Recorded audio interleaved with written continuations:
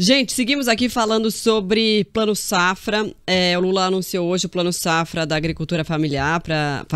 Ele disse que o objetivo do Plano Safra da agricultura familiar 2023-2024 é diminuir a desigualdade entre pequenos e grandes produtores rurais. Ele diz o seguinte: o que estamos fazendo com o Plano Safra hoje é tentando diminuir a desigualdade que ainda é grande entre pequeno e grande, entre os que trabalham e os que são donos das empresas que produzem trabalho, disse em cerimônia do lançamento. O presidente garantiu que o governo vai garantir o preço mínimo dos produtos. E ontem ele lançou o Plano Safra para médios e grandes produtores, né? E aí, é engraçado, né? O Lula, enfim, tá nesse debate aí com o agro, né? E aí ele vai lá, lança um negócio que é legal, né? Que é legal para fazer a ponte. E que, enfim, todo ano tem o Plano Safra, mas que foi mais robusto esse ano, foi maior e tal. E aí ele vem de novo com a história, mas é porque o agro ainda tá nesse debate ideológico. E ele levanta essa bandeira toda hora, né? Sim, até tem, mas assim, vamos junto, trabalhar junto e esquecer e virar. Mas ele fica levantando essa bola toda hora, né? Eu acho que aí que tá o que alimenta ainda mais essa... Porque assim, o agro cresceu nos governos Lula, né? Nos governos petistas, né? Então assim, é uma relação que é além da ideológica. Não sei se tem ideológica. Não, acho que, claro, tem um embate ali. Mas é que devia passar já, né? Porque eu acho que ele não resolveu essa história, né, ainda. O Lula é um ser que vive também quase que exclusivamente de criar, de investir na inimizade, né? na oposição. Né? Ele precisa de algo para se contrapor. Né? Ele não consegue, ele tem dificuldade para ter um discurso que seja puramente positivo. Né? Ele sempre volta para atacar um inimigo, seja real, seja imaginário. Né? É claro que o agro tem bode do Lula. O Lula e o PT passaram anos, como eu digo lá no antagonista, né? Treinando o cão bravo, que é o MST, que foi o MST por tanto tempo.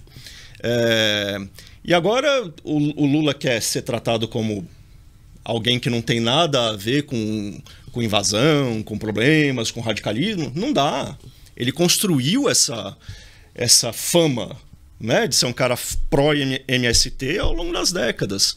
É óbvio que o agro tem bode dele. Né? E agora que ele está no poder, teria oportunidade de, enfim, tentar construir algo positivo. Ele até não está falando do MST, né? Não, ontem ele falou, né, das prateleiras. Eu esqueci que ele falou que ele quer... Ele fala do que é bom no MST, aquele pedacinho bom do MST, que é a agricultura familiar e tal, lá. Não, que ele quer criar prateleiras, que seria, na verdade, ver antes quais terras são produtivas. Terrenos produtivos que você possa pegar e entregar para a reforma. Né? Assim, organizar, na verdade. É um negocinho super novo o debate. Ele só tem 150 anos, porque ninguém quer resolver ele, que é a reforma agrária no Brasil. Primeiro porque é uma matéria constitucional. Não, ele ainda falou assim, não, eu nunca pensei nisso, nessa estratégia que ele diz das prateleiras de terras, né, de encontrar, ver quais terras são produtivas ou não. Nunca pensou sobre isso, que agora ele pensou e mandou os ministros fazerem. Antes tarde do que nunca, tá quase 80 anos, o debate tem mais de 100. Porque, gente, é uma grande verdade. É uma coisa que... É aquela história, vamos esquecer a ideologia, vamos para a questão utilitarista do Estado. O Estado age com uma finalidade sempre, com um objetivo contratado. Qual é o contrato? Chama Constituição. Não são as 4 linhas do tio Jair. Né? É um livrinho sério que a gente paga pelos serviços que estão lá. Então vamos lá. Será que não tem terra no Brasil para as pessoas plantarem? Será que ele pensou agora? E se ele pensou, ótimo, parabéns para ele. Até que enfim alguém pensou sobre o tema. Antes tarde do que nunca. Antes tarde do que nunca, alguém pensou sobre o tema. É a mesma coisa que a esquerda sofre injustamente com alguns argumentos, porque simplificam um balaio sobre a questão dos moradores sem teto. Né? Aí o candidato Boulos, aqui de São Paulo, lá atrás, um dia falou, existem 40 mil imóveis abandonados no centro de São Paulo. Abandonados, não pagam impostos, podem pegar fogo, tem um problema elétrico a qualquer tempo. E tem gente morando na rua. Tem lógica? Não. Nesse ponto, a esquerda serve sim para dar um tapa no bumbum da história e fazer as pessoas se ligarem. dizer que não tem lugar para as pessoas morarem enquanto existem imóveis abandonados é um absurdo. Dizer que o Brasil, de proporções continentais, não tem terra para as pessoas plantarem e tem mais de 20 milhões de brasileiros passando fome, ultrapassa o ridículo. Então é importante que esse tema venha, mas tem que vir da forma correta. Não, por exemplo, instigando o agro. Gente, o Brasil só existe por causa do agro, porque a gente não produz mais nada. A indústria foi beleléu, tecnologia nós não temos. Por que transformar o agro num inimigo? Não faz o menor sentido isso, né? Por que transformar agora, o agro, espantalho, né? Agora, o que um grande líder deve fazer? Trazer o agro, trazer os líderes de movimentos, não precisa ser MST só. E vamos resolver o problema da fome, das terras. O Brasil não falta terra ao Brasil, gente, pelo amor de Deus. A questão é, essas pessoas também estão dispostas a sentar, ou elas já sentar para conversar, ou elas já se acostumaram com o conflito? Será que as associações do agro contra o MST também querem a solução do problema? Será que as lideranças do MST, não o povo que vai lá, planta, agricultura familiar, será que os líderes também querem a solução desse conflito? Eu já comecei a duvidar disso no Brasil. Porque as pessoas não sentam para conversar. Eu não sei se elas querem uma pacificação. Bom, a gente deu recentemente a capa de uma das Cruzoés, né, da revista digital, que é a irmã do antagonista, né? A gente obteve documentos mostrando que o José Rainha, que foi um dos fundadores do MST, estava extorquindo pessoas, estava realmente documentos oficiais de investigação, mostrando atividade criminosa de fato.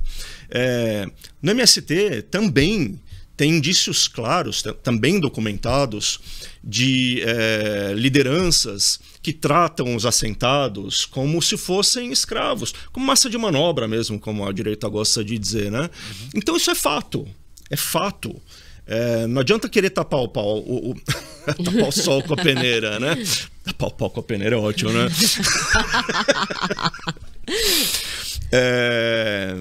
Mas, enfim, até me perdi agora. Não tem problema, o pau faz parte também da história. Vai sabendo, para onde eu estava indo, né? Mas enfim, é claro que existe ali um segmento do MST e de todo o movimento que, entre aspas, luta pela reforma agrária, que não está interessado em distribuir as terras. Está interessado em manter a sua organização, como toda burocracia. Qual é o interesse de qualquer burocracia? Fazer a burocracia crescer sempre mais, certo? É se alimentar. Então, a direção do MST tem interesse de fazer a direção do MST cada vez mais poderosa. Não significa que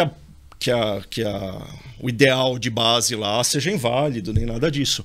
Mas tem coisa errada acontecendo ali. E, gente, em todas as reuniões, esse é o grande problema do Brasil.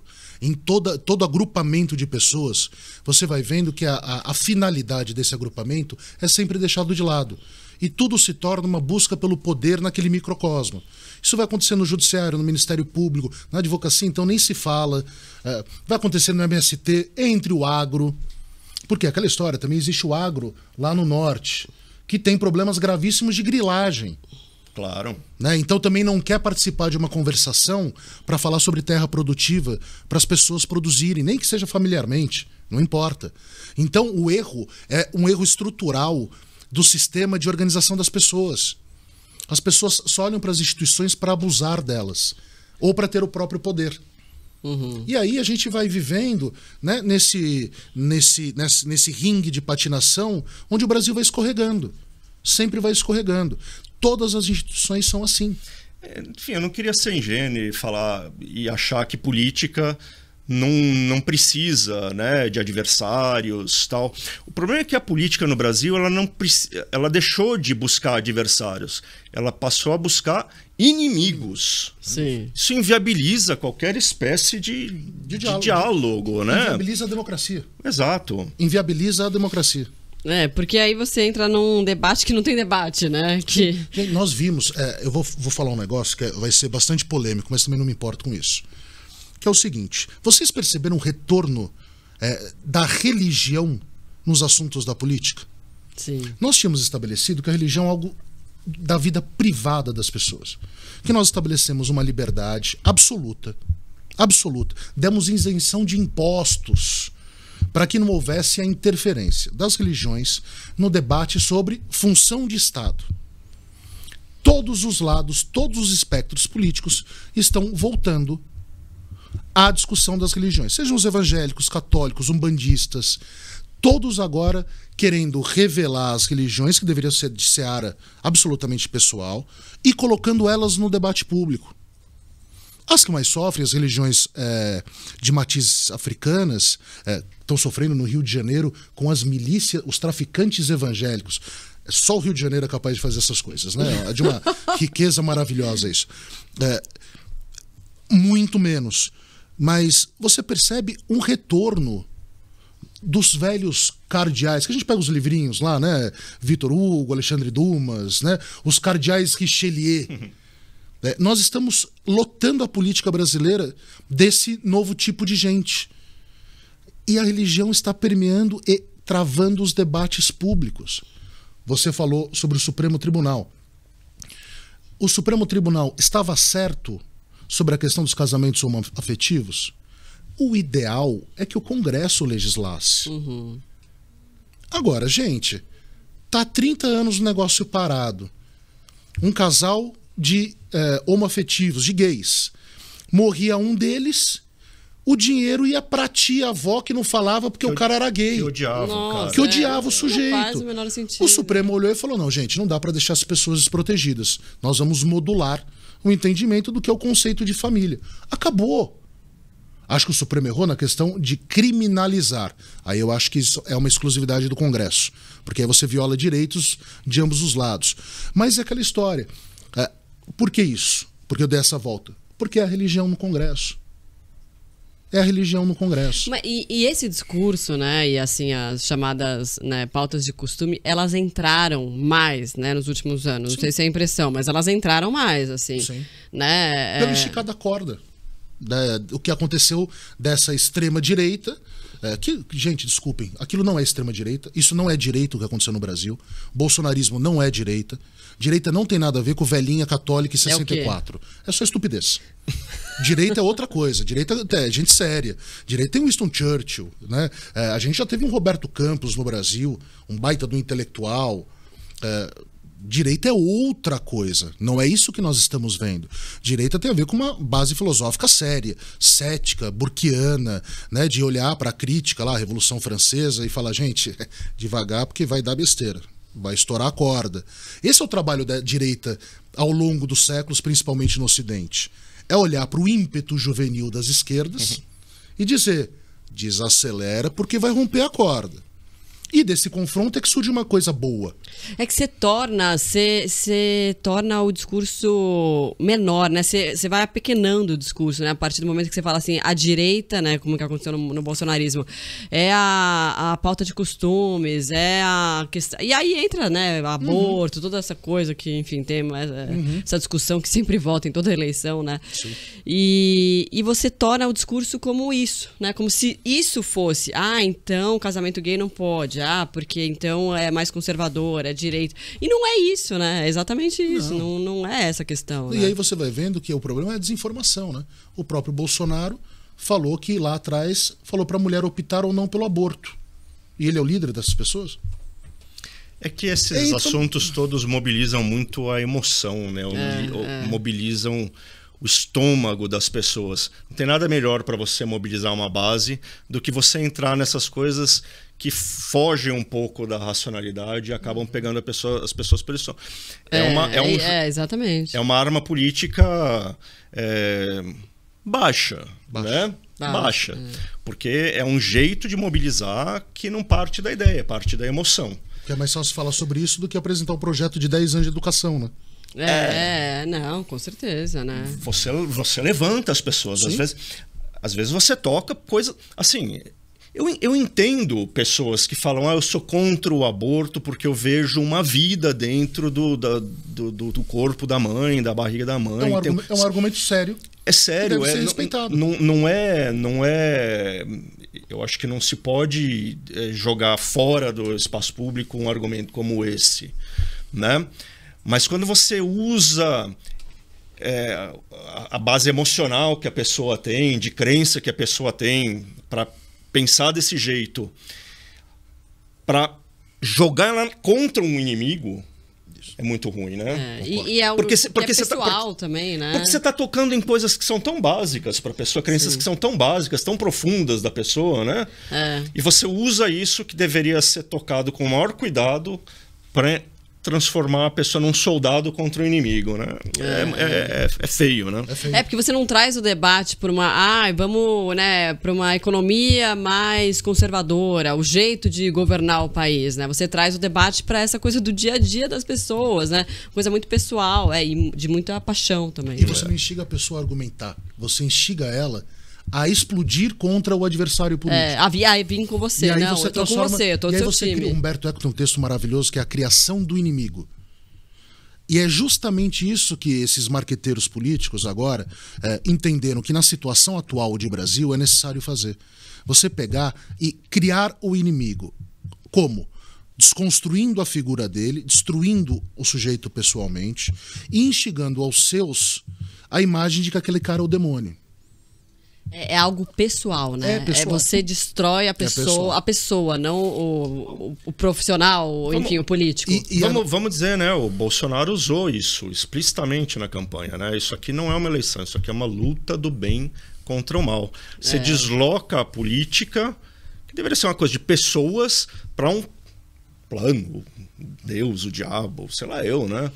É um jeito muito preocupante, né? Não, é algo meio perverso de você controlar a massa, né? Se você for pensar assim. E o grande problema... E não só do Bolsonaro. Acho que outros políticos fazem muito bem isso, né? E o grande problema é... Qual é a grande prova de que nós estamos na era das trevas da política brasileira? É simples. Nós não evoluímos em nada. Essa foi a forma política que sempre foi feito isso. O Adhemar de Barros fazia isso, o Jânio Quadros fazia isso, o Getúlio não, porque, né, a primeira presidência dele não teve eleição. Então é um problema muito sério o que está acontecendo. Não adianta tapar o pau com a peneira. Com o pau com a peneira. Não adianta tapar o pau com a peneira.